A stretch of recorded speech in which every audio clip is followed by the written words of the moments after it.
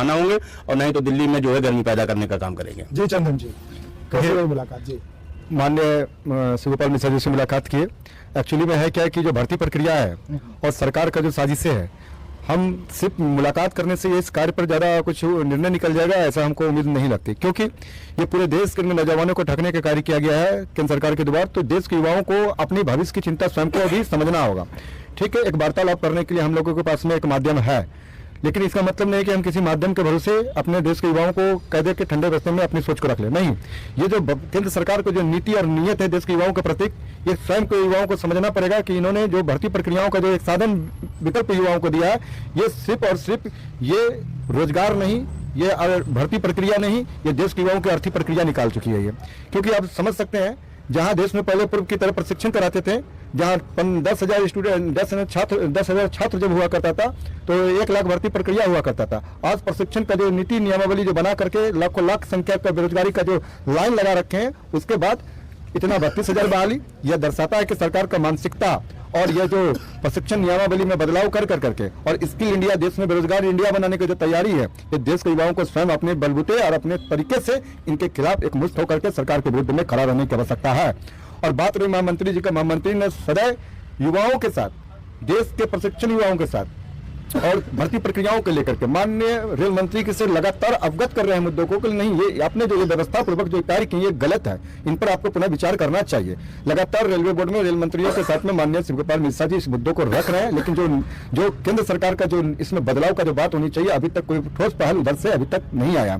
और ऐसे सोच मानसिकता वाली जो सरकार इस तरीके करते हैं, जिसके कारण से आपको पूर्व में आंदोलन याद होगा, लखीसराय, अभयपुर, कजरा, धरारा और गोरखपुर तक ये जो विद्रोह हो गया था युवाओं का, हम लोग इस बात से आहत हैं कि ऐसी व्यवस्थाओं के कारण से उस तरीके का कोई आम छात्र विद्रोह पैदा ना हो जाए। इसलिए माननीय मंत्री जी को भी इस बात को ख्याल करते हुए तुरंत इस पर विचार करना चाहिए। प्रशिक्षण के जितने भी छात्र हैं उनके हिसाब से सीटों की संख्या होनी चाहिए, और जो प्रशिक्षण छात्र हैं, आप देख लीजिए, नियमावली बनाने वाले लोग रोजगार नीति नहीं बनाते हैं, वो बेरोजगार नीति बनाते हैं। जैसे कि आप देख लीजिए, बिहार में जो टीचर है उनका जो सरकार कानून बनाई, जो प्रशिक्षण करेगा वही टीचर बनेगा, जो टीचर ट्रेनिंग करेगा वो टीचर बनेगा, जो एएनएम करेगा वो एएनएम बनेगी। लेकिन केंद्र सरकार क्या कहता है, जो रेलवे में प्रशिक्षण करेगा वो बेरोजगार बनेगा, उसको नौकरी की बात नहीं करेंगे। हम ओपन मार्केट से बहाली की बात तो कर देते हैं, वो भी इतनी कम संख्या जब आपके पास खुद प्रशिक्षण किया हुआ छात्र है। आप ऐसा नियमावली बनाए कि संपूर्ण इनका अधिकार हो, और जो सिस्टम जो आते हैं, जो आईटीआई किए हुए लोग रहते हैं, उनको आईटीआई करने देना चाहिए, और आईटीआई करने के बाद वो रेल में प्रशिक्षण प्राप्त करे, और प्रशिक्षण प्राप्त करके उसको रोजगार दीजिए। सीधी ये भर्ती प्रक्रियाओं का सीधा फंडा होना चाहिए। लेकिन नहीं, हम सीधा फंडा नहीं करेंगे, ऐसा कोई व्यवस्था करेंगे कि देश युवाओं के प्रति युवा एक दूसरे के विरुद्ध में लड़े। अभी देख लीजिए, आईटीआई, कभी मैट्रिक, अपने ही पॉलिसी को बदलने में भी लगा हुआ। अरे भैया, आप इतने बड़े संस्था है, रेल इतनी बड़ी संस्था है, इनको योजना बनाने वाले लोग होते हैं। कैसे अभी कल आप बनाते हैं कि आईटीआई वाले फॉर्म भरेंगे, फिर परसों बनाते हैं कि इनको मैट्रिक वाले बनेंगे, कल कहते हैं कि 20% सारे प्रशिक्षण वाले इनको भरेंगे, कल कहते हैं कि 6,000 अप्रेंटिस को देंगे। ये घिनौना मजाक देश के युवाओं के साथ में अब देश का युवा बर्दाश्त करने का लाइन में नहीं है। हो सके कि इनका विरोध बेहतर तरीके से भी करने का रणनीति बनेगा, उसमें हम लोग पार्टिसिपेट भी करेंगे। इस पर क्या कहना आपका, ये जो आईटीआई हटा दिया है इन लोगों ने? देखिए, आईटीआई जब आपका कंपटीशन और ये होगा, आपकी मुश्किलें और बढ़ गई। नहीं, मुश्किलें तो देश के नौजवानों की बढ़ी हैं। इसलिए बढ़ी है कि जैसे आईटीआई के माध्यम से आईटीआई लेवल के जो लोग थे और एनएससी वाले जो अप्रेंटिसेस, हम रेल अप्रेंटिसेस, उनका कंपटीशन था। आज कंपटीशन में हाई स्कूल वालों को भी मौका दे दिया गया है, और ये अच्छी बात है कि हाई स्कूल वालों को मौका दे दिया गया। लेकिन वो कब अच्छा होता है, जब 32,000 पोस्टें 3 लाख होती हैं।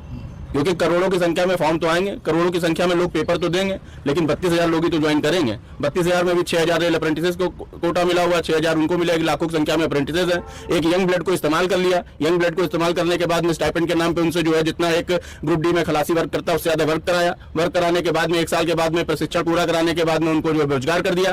तो आप क्यों नहीं ऐसी रेल में नीति बनाते हैं कि आप रेल का काम सिखा रहे हैं, रेल का काम सिखा रहे हैं तो रेल में रोजगार दें। तो एक यही प्रक्रिया को अपना लेना चाहिए। सीधे सीधे रेल में वही भर्ती करेगा होगा जो पहले रेल के अप्रेंटिस करेगा, रेल की ट्रेनिंग करेगा, रेल का काम सीखा हुआ होगा, रेल का काम सीखा होगा, उसका समायोजन होगा। समायोजन होगा तो रेलवे को भी एक फायदा है, मंत्रालय को भी फायदा है, बोर्ड को भी फायदा है, कर्मचारियों को भी फायदा है। रेल का काम अगर हम सीखे हुए हैं तो कल से ही जाएंगे, अपना काम सीखेंगे, सीखा हुआ काम को लेकर के जिम्मेदारी पूर्वक अपनी रेल के संचालन में पूरी अपनी जिम्मेदारी निभाएंगे। ओपन मार्केट से लोगों को भर्ती करते हैं जिनको रेल की जानकारी नहीं है, वो जाते हैं, फिर रेल के सरकारी खर्च पे जो है वो काम सीखते हैं। काम सीखने के बाद में वो पूरी तनख्वाह देते हैं, उसमें काम सिखाते हैं, हम काम सीखे हुए लोग दर दर ठोकरे खा रहे हैं। ये दुर्भाग्यपूर्ण है। ITI शामिल करें, हाई स्कूल शामिल करें। देश के नौजवानों की जनसंख्या को देखते हुए, बेरोजगारी की समस्या को देखते हुए, बेरोजगारों की समस्या को देखते हुए वैकेंसी अगर हाई स्कूल भी शामिल करना है, ITI भी शामिल करना है, अप्रेंटिसेस को भी शामिल करना है, तो जितनी भी सेफ्टी कैटेगरी की खाली पोस्टें पड़ी हैं 1.5 लाख, वही कम से कम निकाल दे। उनको ना देश से चिंता, ना नौजवानों से चिंता, ना नागरिकों से चिंता, सिर्फ और सिर्फ नौजवानों को ठगने की इनको जो है आदत है, और यही इनकी मंशा है। ये हमको समझ में आता है।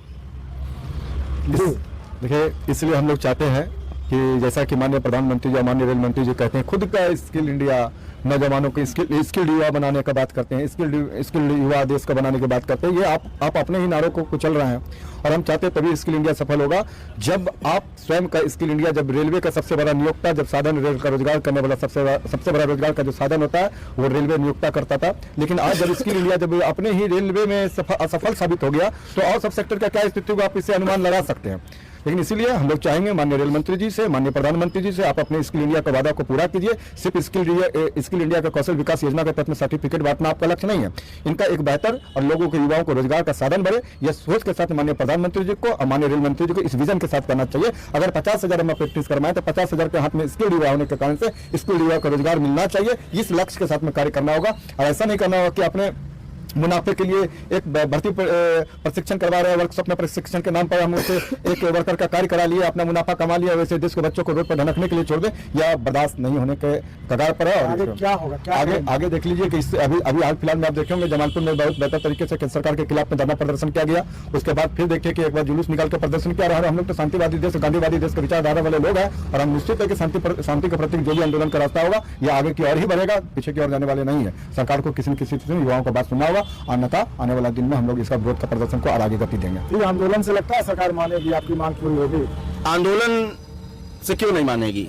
अगर युवा जागेगा, अपने हक और अधिकार की लड़ाई को लड़ने की बात को अगर समझेगा और अगर लड़ने के लिए तैयार रहेगा, तो सरकार बनाई किसने है? हम नौजवानों ने बनाई है। सरकार बनाना जानते हैं तो सरकार को बिगाड़ना भी जानते हैं, मगर हम लोग कोई राजनीतिक लोग नहीं है। हम लोगों की मंशा अपने घर परिवार को चलाना, हमारी अपनी मंशा है अपने परिवार की जिम्मेदारियों को समझना और उनको लेकर के चलना। लेकिन जो मौजूदा स्थितियां सरकार पैदा कर रही है, जिसमें हम लोगों को बेरोजगार भी कर रही है, और कभी ITI निकाल दे रही है, कभी हाई स्कूल निकाल दे रही है, कभी NSE में सर्टिफिकेट में कुछ दे रही, गुंजाइश कर दे रही, 100% लेके 20% दे रही है। ये अत्याचार ज्यादा दिन चलने वाला नहीं है, और ये सरगर्मी बहुत तेज होने वाली है। इसीलिए हम लोग अपने अपने घरों से निकलकर दिल्ली पहुंचे हैं कि जो संबंधित लोग हैं इस विभाग से, उन सब मुखिया लोगों तक हम लोग अपनी बात को रखेंगे, और यदि उसके बावजूद भी हम लोगों की कोई सुनवाई नहीं होती तो एक बड़े आंदोलन को अंजाम देंगे। तो साथियों, आपने देखा, और जैसे पूरे देश में मशहूर है दिल्ली की सर्दी, आपने लोगों की खांसी भी सुनी होगी, मतलब ठंड। तो लोग देश के विभिन्न हिस्सों से, लखनऊ से, बिहार से, जमालपुर से, कारखाने से लोग यहाँ पर आए, दिल्ली में लोगों से मिल रहे हैं अपनी बात बताने के लिए। और हम यहाँ पर आपको पहले बता चुके कि ARF का जो हेडक्वार्टर है दिल्ली में, वहां पर हमें, जैसे कि यहाँ पे लोग शिव गोपाल मिश्रा जी से मिलने आए, तो ये कह रहे कि हम पहले बताएंगे और नहीं होगा तो इस पर पैर पीछे नहीं खींचने वाले हैं, हम आंदोलन को और आगे बढ़ाएंगे। तो आपको एक अंदाजा लग गया होगा कि अप्रेंटिस का जो मुद्दा अब तक ट्विटर पे और ऑनलाइन इंटरव्यूज और वीडियोज में चल रहा था, वो अब लोगों का गुस्सा आपको सड़क पर भी दिख रहा है, जो कि